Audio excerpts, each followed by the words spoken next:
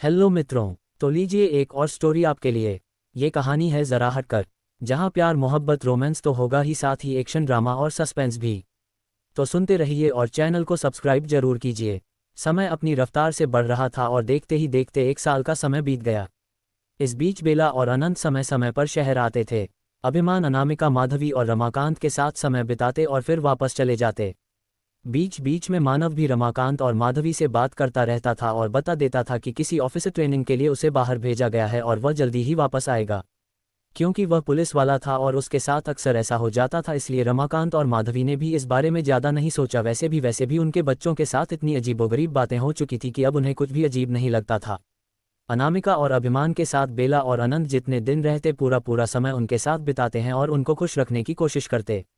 अभिमान और अनामिका बेला और अनंत के जैसे बेटे बहू को पाकर अपने आप को और दुनिया का सबसे भाग्यवान इंसान समझते। बीच बीच में अनंत और बेला जंगल जाते तो अभिमान अनामिका को यही कहकर समझाते कि उन्होंने ऑस्ट्रेलिया में भी अपना बिजनेस शुरू कर दिया है और वहां पर जाकर उन्हें देखना पड़ता है। और अनामिका को इस बात से कोई आपत्ति नहीं थी। आखिर अभिमान शेखावत पुणे के जाने माने बिजनेसमैन थे और वह समझती थी कि उनका बेटा उनके बिजनेस को जरूर बाहर तक ले जाएगा, तो उसमें कोई बड़ी बात नहीं है। मानव भी बरखा के साथ साधना कर रहा था। मानव और बरखा की साधना अपने अंतिम चरण पर थी और सबसे ज्यादा कठिन हो गई थी। अब मानव ने भी लगभग खाना पीना छोड़ दिया था। उसके अंदर भी कुछ अलौकिक शक्तियां उसे महसूस होती थी और वह पूरी तरीके से बरखा के साथ साधना में डूबा हुआ था। पूर्णिमा की रात, पूरा चंद्रमा निकला था। उस दिन बरखा और मानव को चंद्रदेव का आशीर्वाद प्राप्त हो गया। उन दोनों को आशीर्वाद में उनकी मनवांछित इच्छा मिल गई। क्या मिला ये तो सिर्फ वो दोनों ही जानते थे। वरदान मिलने के बाद बरखा ने मानव की तरफ देखा। तुम यहाँ कैसे और कब आए? बरखा ने आश्चर्य से कहा। महीनों बीत गए हैं बरखा तुम्हारे साथ तप करते करते। अनंत ने कहा था कि मैं भी तुम्हारे साथ साधना करूं और तुम्हारा साथ दूं। भले मैं इस साधना के योग्य नहीं था क्योंकि मैं एक सामान्य इंसान हूं, पर मैं तुम्हारा साथ देना चाहता था बरखा, क्योंकि मैंने तुम्हें अपनी जीवनसाथी के रूप में स्वीकार कर लिया है। इसलिए अब हर कदम पर, हर पल, हर पूजा और हर साधना में मैं तुम्हारे साथ हूं। मानव बोला तो बरखा उसके सीने से लग गई। तुम नहीं जानते आज मैं कितनी खुश हूं। हम दोनों की पूजा और साधना सफल हुई और हमें आशीर्वाद मिल गया। अब हम अपनी जिंदगी अपने तरीके से आराम से और खुशी खुशी बिताएंगे। बरखा बोली, हाँ बरखा, मैं भी बहुत खुश हूँ। आज चंद्रदेव ने तुम्हारे साथ मुझे भी स्वीकार कर लिया और अपनी साधना के योग्य समझा, इसीलिए उन्होंने हम दोनों को हमारे हिसाब से वरदान दिए हैं। मानव ने कहा, तुम मेरे साथ आए, मेरा साथ दान देने के लिए इतनी कठिन साधना करने आए, तो चंद्रदेव को तो तुमसे प्रसन्न होना ही था। ये साधना सामान्य इंसानों के लिए नहीं है, ये सिर्फ मानव भेड़िए करते हैं, पर तुमने ये साधना करके ये साबित कर दिया कि तुम मेरे सच्चे जीवन साथी हो, तो चंद्रदेव ने भी तुम्हें मेरे जीवन साथी के रूप में स्वीकार कर लिया है। बरखा ने खुश होकर कहा, चलो अब अपनों के पास चलने का समय आ गया है। मानव ने कहा और दोनों झरने के पास से अनंत और बेला के महल की तरफ चल दिए। अनंत और बेला उन दोनों को देखकर बहुत खुश हुए। थैंक गॉड, तुम दोनों की साधना पूरी हुई। बेला ने खुश होकर दोनों को गले लगा लिया।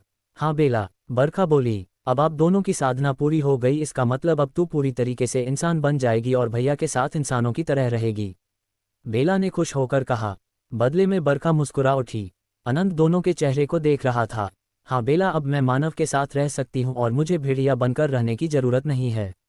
अब मैं और मानव कल ही वापस जा रहे हैं और अब हम दोनों शादी करेंगे और मैं हमेशा हमेशा वहीं रहूंगी मानव के साथ। बरखा ने खुश होकर कहा, हाँ बेला, चंद्रदेव के आशीर्वाद से हम दोनों को नया जीवन मिल गया है और अब हम दोनों आराम से पुणे में रह सकते हैं। मानव बोला। कुछ देर बाद बेला किसी काम से बाहर चली गई तो अनंत ने अपने कमरे का दरवाजा बंद किया और उन दोनों के साथ थोड़ी देर बातचीत की। आशीर्वाद का सच जाना, क्योंकि अनंत पक्का करना चाहता था कि बरखा को वरदान मिला कि नहीं। सच जान अनंत के चेहरे पर एक सुकून उतर आया। ये तो बहुत ही अच्छा हुआ, आप दोनों की तपस्या का फल आपको अलग ही रूप में मिल गया है। अब आप दोनों के पास दो दो रास्ते हैं और आप जब चाहे तब कोई भी रास्ता चुन सकते हैं।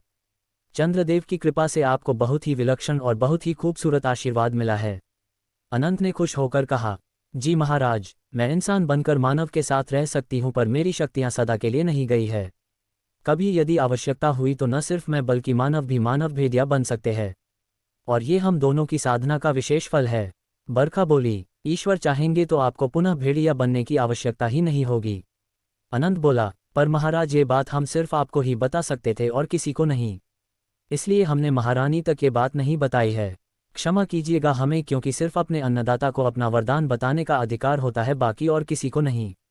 बरखा ने कहा, पर महाराज ये बात हम सिर्फ आपको ही बता सकते थे और किसी को नहीं, इसलिए हमने महारानी तक ये बात नहीं बताई है। क्षमा कीजिएगा हमें, क्योंकि सिर्फ अपने अन्नदाता को अपना वरदान बताने का अधिकार होता है, बाकी और किसी को नहीं। बरखा ने कहा, हम समझते हैं आपकी परिस्थिति, इसीलिए हमने भी बेला के सामने आपसे कुछ भी नहीं पूछा, पर हमें बताने से आपके वरदान और आशीर्वाद के प्रभाव पर कोई असर नहीं पड़ेगा, इसलिए आप निश्चिंत रहिए और अपना भावी जीवन खुशी खुशी बिताइए। अनंत ने कहा, जी महाराज। बरखा बोली, इतनी सब बातचीत होते होते और थोड़ी देर आराम करने में सुबह हो गई। अब आज्ञा दीजिए महाराज, मुझे घर जाकर भैया से मिलना है, फिर शहर जाएंगे हम लोग। बरखा बोली, बिल्कुल चलिए, हम भी आप लोगों के साथ आते हैं, हम भी वरुण से मिल लेंगे और फिर आपके घर में एक उपहार भी मिलेगा आपको। अनंत ने कहा, उपहार? कैसा उपहार? बरखा बोली, वह तो वहां जाकर ही पता चलेगा। हम दोनों के भैया वरुण हम दोनों के लिए कुछ उपहार लाए हैं, बस खुद उसको ग्रहण नहीं कर रहे हैं, तुम्हारे आने का इंतजार कर रहे थे। बेला ने कहा, ठीक है फिर जल्दी से चलते हैं। बरखा बोली, हाँ आज उन लोगों से मिल लेते हैं, फिर हम शहर भी चलेंगे और हम लोग भी आप लोगों के साथ चलेंगे, क्योंकि आप दोनों का विवाह संपन्न कराना भी तो हमारा ही काम है ना। अनंत ने कहा। उसके बाद वह चारों बरखा के घर की तरफ चल दिए। बरखा घर पहुंची, उस समय वरुण अंदर था और बाहर के आंगन में वैशाली कुछ काम कर रही थी। मानव, बरखा, अनंत और बेला घर के अंदर आए तो बरखा ने आंखें छोटी करके वैशाली को देखा और बेला से इशारे में पूछा कि यह कौन है। उद्धरण चिन्ह, यही तो है खास उपहार जो भैया लाए हैं हम दोनों के लिए, बेला ने मस्ती करते हुए कहा। बरखा वैशाली के पास आई तो वैशाली ने आश्चर्य से उसको देखा। बेला और अनंत को पहचानती थी वह, पर मानव और बरखा को पहचान नहीं पाए। क्षमा कीजिए, हमने आपको पहचाना नहीं, हम अभी वरुण को बुलाते हैं, वैशाली बोली और जाने लगी तो बरखा ने एकदम से उसका हाथ पकड़ लिया। वैशाली ने बरखा की तरफ देखा तो बरखा ने चारों तरफ से घूमकर वैशाली को देखा और फिर एकदम जोर से आवाज लगाए, भैया आपका लाया हुआ उपहार हमें बेहद पसंद आया और अब हम इसे अपने साथ शहर ले जा रहे हैं। बरखा की आवाज़ सुनते ही वरुण अंदर से बाहर निकला तो वही वैशाली को भी समझते देर नहीं लगी कि ये बरखा है और उसकी आंखों में खुशी की चमक आ गई। बरखा, मानव, तुम दोनों, मैं सोच रहा था कि तुम दोनों आते ही होंगे, तुम्हारी साधना जो पूरी हो गई होगी कल रात भर में। वरुण ने आकर उन दोनों के गले लगा लिया। हमें तो आना ही था, आपसे आज्ञा और आशीर्वाद लेना है, पर आपने तो हमारे लिए यहाँ एक खास उपहार छिपा कर रखा था और हमें ये भाभी बहुत पसंद आई। बरखा ने कहा तो वैशाली इधर उधर देखने लगी। वरुण ने अनंत, बेला की तरफ देखा, दोनों ही मुस्कुरा रहे थे। बरखा, यह वैशाली है, याद होगा तुम्हें, हम दोनों बचपन में इसके साथ खेला करते थे। फिर सब अलग हो गए। वरुण ने कहा, हाँ भैया मैं कैसे भूल सकती हूँ, मुझे बहुत अच्छे से याद है और यह भी याद है कि आप इसे पसंद करते थे। आगे क्या हुआ ये तो आपने मुझे कभी नहीं बताया, पर मैं जानती हूँ कि अगर अभी तक आपके जीवन में कोई नहीं आई है तो इसका कारण यही वैशाली है। बरखा ने कहा, बस तुम्हारे ही आने का इंतजार कर रहे थे, क्योंकि अपने जीवन का एक महत्वपूर्ण निर्णय मैं तुम्हारे बिना नहीं ले सकता था। अगर तुम्हारी सहमति हो तो मैं वैशाली को हमेशा हमेशा के लिए अपनी जीवनसाथी बनाना चाहता हूँ। वरुण बोला, मतलब आपने अब तक इन्हें हाँ नहीं कहा और इंतजार कर रहे थे?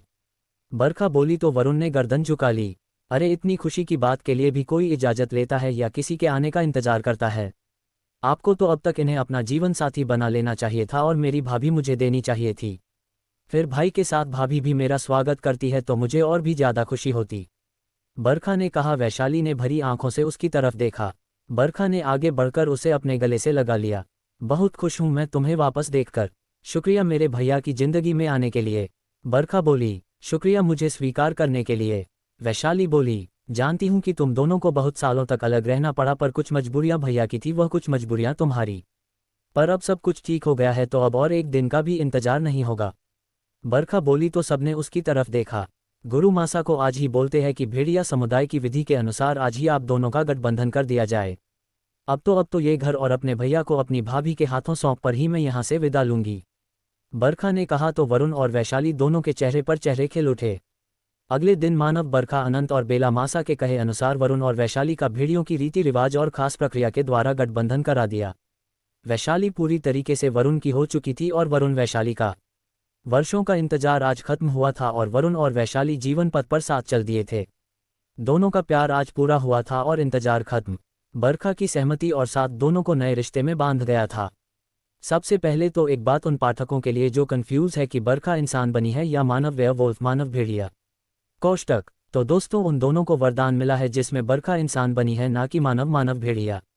साथ ही साथ उन्हें वरदान मिला है कि वो जब चाहे या कभी जरूरत हो तो बरखा के साथ साथ मानव भी मानव भेड़िया बन सकता है। पर आज की तारीख में दोनों इंसान हैं क्योंकि बरखा भेड़िए से इंसान बन चुकी है। अब आगे अध्याय 92 कहाँ चली गई थी। बरखा और मानव ने दोनों के लिए पूरे घर को खूबसूरती से सजाया था, खासकर उनके कमरे को, और फिर वैशाली को तैयार करके बरखा ने वरुण के कमरे में छोड़ दिया जहां पर वरुण आंखों में ढेर सारा प्यार लिए उसका ही इंतजार कर रहा था। आज हम दोनों का भी वर्षों का इंतजार खत्म हुआ और अब ये साथ कभी नहीं छूटेगा। वरुण ने वैशाली को आगे बढ़कर अपने सीने से लगाते हुए कहा तो वैशाली ने भी अपनी आंखें बंद कर उसकी पीठ पर अपने हाथ रख दिए। अगले दिन अनंत और बेला बरखा और मानव के साथ वापस पुणे निकल गए क्योंकि आप काफ़ी समय हो गया था बरखा और मानव को गए हुए। वरुण और वैशाली को अनंत ने बाद में आने का बोल दिया जब मानव और बरखा की शादी हो तब। बरखा और मानव को लेकर अनंत और बेला सीधे रमाकांत और माधवी के घर आए। उन चारों को देखकर माधवी और रमाकांत के चेहरे खुशी से खिल उठे। बरखा को देख माधवी ने नाराजगी से अपना चेहरा फेर लिया। बरखा ने जब उन्हें ऐसे नाराज देखा तो उसकी आंखों में आंसू भर आए। बेला ने बरखा को इशारा किया तो बरखा जाकर पीछे से उनके गले लग गई। सॉरी आंटी, बरखा ने कहा। मानव इस लड़की से कह दो कि चली जाए यहाँ से, मुझे इससे कोई लेना देना नहीं है, मुझसे बात करने की भी जरूरत नहीं है, और हाँ तुम्हारी शादी भी मैं इससे नहीं करवाने वाली। माधवी ने नाराजगी से कहा। यह क्या बचपना है माधवी, इस तरीके से नाराज नहीं होते, और तुम तो बरखा को कितना प्यार करती हो। रमाकांत बोले, तो प्यार करती हूँ, और प्यार अपनी जगह, गुस्सा अपनी जगह। मैंने इसे अपनी बेटी माना पर ये तो मुझे अपनी माँ नहीं मानता है। पूरे एक साल बाद यह आई है। माधवी दुखी होकर बोली। बरखा की भी आंखें भर आए। इस एक साल में इसने एक बार मुझे फ़ोन नहीं किया, एक बार मिलने नहीं आई, ना अपनी खबर दी ना ही मेरी खबर ली। इसे ये भी नहीं पता था कि मैं जिंदा भी हूँ कि मर गई हूँ। माधवी ने कहा। सॉरी मम्मी, प्लीज़ ऐसे मत कहिए, आप ही तो मेरी माँ हो। रीमा माँ के जाने के बाद मैंने जो सच्चे दिल से आपको अपनी मम्मी माना है। बरखा ने दुखी होकर कहा। अगर माँ माना था तो फिर क्यों बात नहीं की, क्यों बताना जरूरी नहीं समझा कि तुम बाहर जा रही हो। मानव को बता दिया। प्यार सिर्फ मानव से है, उसके माँ बाप से नहीं। माधवी ने कहा। नहीं माँ, ऐसी बात नहीं है, मैं आपको बताना चाहती थी पर मेरी हिम्मत नहीं हुई। कैसे बताती है कि आपसे दूर जा रही हूँ एक साल के लिए, फिर जाना बहुत मुश्किल हो जाता, और आप भी तो मुझे नहीं जाने देती ना। बरखा ने दुखी होकर कहा। मैं तुझे नहीं जाने देती इसलिए बिना बताए चली गई, ये भी नहीं सोचा कि मेरे दिल पर क्या बीतेगी। तुझे बेला के जैसा ही प्यार करती हूँ मैं, और जब से रीमा चली गई तब से तुझे और वरुण को अपने बच्चों के जैसा माना, यहाँ तक कि तुझे अपनी बहू बनाने का फैसला भी कर लिया। मुझे तो नहीं पता था ना कि तुम और मानव एक दूसरे को पसंद करते हो, बावजूद इसके मैंने तुम्हें मानव के लिए चुना क्योंकि मैं नहीं चाहती थी कि तुम मेरी नज़रों से दूर हो। और तुमने क्या किया, मुझे ना ही तो अपने और मानव के रिश्ते के बारे में बताया और ना ही अपने जाने के बारे में बताया। बस चुपचाप चली गई बिना मिले बिना बताए, और उसके बाद एक बार भी फ़ोन नहीं किया, एक बार भी मिलने की कोशिश नहीं की। माधवी ने दुखी होकर कहा। मुझे माफ़ कर दो माँ, अब दोबारा ऐसी गलती नहीं होगी। बरखा ने जमीन पर बैठकर उनके पैर पकड़ लिए। माधवी ने तुरंत बरखा को सीने से लगा लिया। कहाँ चली गई थी और एक साल हो गया, याद भी नहीं आए अपनी माँ की। माधवी ने आंसू भरी आंखों के साथ कहा। सॉरी माँ, काम में ऐसी उलझी की बात ही नहीं कर पाए, पर आपको बहुत मिस करती थी मैं। अब आप ही तो हो, मेरी सब कुछ हो। बरखा ने कह। बस अब रोना बंद करो, मैं माँ हूँ तुम्हारी तो डांटने का हक है, और मुझे मानव ने सब कुछ बता दिया है। तुम दोनों एक दूसरे को चाहते हो, बस अब तुम आ गई हो तो वरुण को भी बुला लो। अब जल्दी से जल्दी तुम्हारी और मानव की शादी करा दूंगी। अब मैं नहीं चाहती कि तुम दोनों एक पल भी मेरी आंखों से दूर दूर रहो। माधवी बोली। ठीक है मोम, आप बिल्कुल सही कह रही हो, मैंने जो आपसे समय मांगा था वह भी पूरा हो गया। मैं और बरखा शादी के लिए तैयार है। आप जब बोलोगी, जिस दिन कहोगे उस दिन मैं बरखा के साथ शादी कर लूँगा। मानव ने कहा। जब तुम दोनों की हाँ है तो हम भी क्यों देर करेंगे। आज ही मैं जाकर पंडित जी से बात करता हूँ, और जो भी पहला मुहूर्त निकलता है उसी में तुम दोनों की शादी करवा दूंगा। रमाकांत बोले। हाँ तो देर क्यों रखना, आज ही चलिए पंडित जी के पास। माधवी बोली तो बरखा और मानव मुस्करा उठे।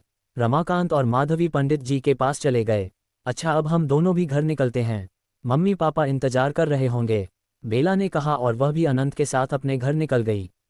सबके जाते ही मानव ने बरखा की तरफ देखा और उसके करीब आ गया। बरखा ने आंखें बड़ी करके मानव को घुरा। अब दूरी बर्दाश्त नहीं है मुझे बस जल्दी से जल्दी शादी का मुहूर्त निकले और तुमको हमेशा हमेशा के लिए पूरी तरीके से अपना बना लूंगा। मानव ने उसके गाल को छूकर कहा। मैं भी कब से इंतजार में हूँ उस पल के जब मैं तुम्हारी बनकर हमेशा हमेशा के लिए तुम्हारे पास आ जाऊंगी।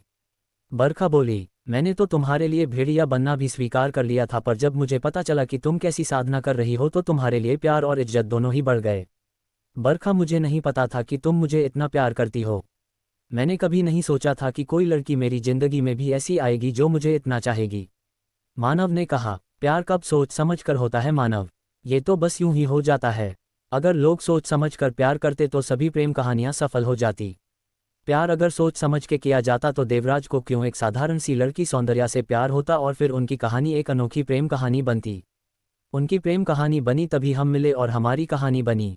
ठीक उसी तरीके से मैं और वरुण भैया तो सिर्फ बेला की सुरक्षा के लिए आए थे, पर बेला की सुरक्षा करने के लिए हमें तुमसे दोस्ती करना भी जरूरी था। और तुमसे दोस्ती करके तुमसे बातचीत करते करते कब तुम मेरे दिल में उतर गए मैं खुद ही नहीं समझ पाए। बरखा ने कहा, मैंने भी तो कभी नहीं सोचा था कि मैं कभी तुम्हारे प्यार में पड़ूंगा। शुरुआत में तुम मुझे बड़ी अजीब लगती थी।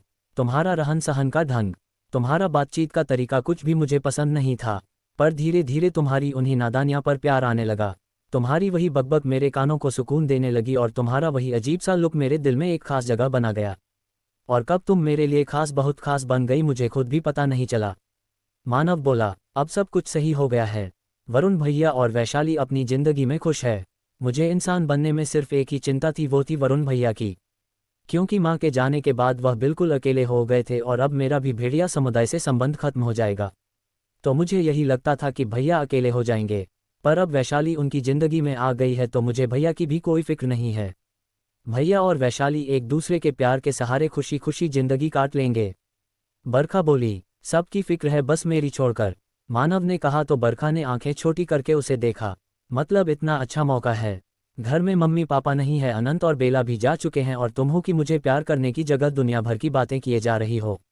मानव ने उसकी कमर में हाथ डाल उसे अपने करीब करते हुए कहा, तुम्हें भी प्यार करूंगी पर समय तो आने दो, हमारी शादी तो हो जाए एक बार।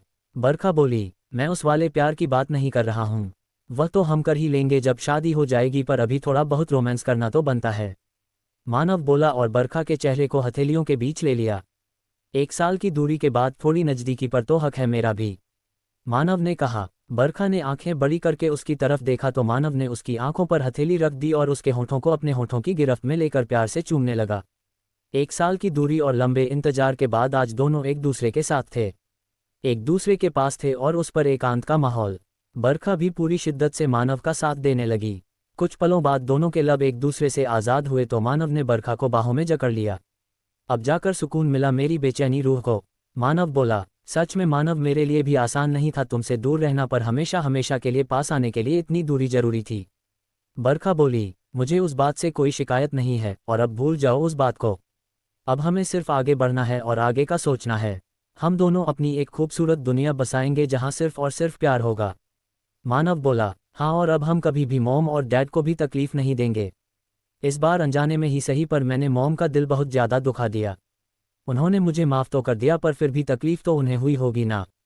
बरखा ने कहा ना भूल जाओ, जो हुआ सो हुआ, पर अब हम आगे ध्यान रखेंगे और कभी भी अब न ही एक दूसरे को ना ही अपनों को तकलीफ देंगे। जो बीत गया उस समय को हम वापस नहीं ला सकते और वह भी हमने कुछ जानकर नहीं किया। मजबूरी थी तो हमें वह करना पड़ा। ठीक है, हम अब मॉम डैड को सच नहीं बता सकते, पर अपने मन पर भी कोई बोझ मत रखो, मानव ने बरखा को समझा दिया। हाँ मानव, बहुत पुरानी बातों को याद करने से सिर्फ तकलीफ ही होती है, इसलिए बेहतर तो यही होगा कि पुरानी बातों को भूलकर अब हम सिर्फ और सिर्फ आगे के बारे में सोचें और आगे बढ़े। बरखा बोली, तो मित्रों, अगला पार्ट जल्दी ही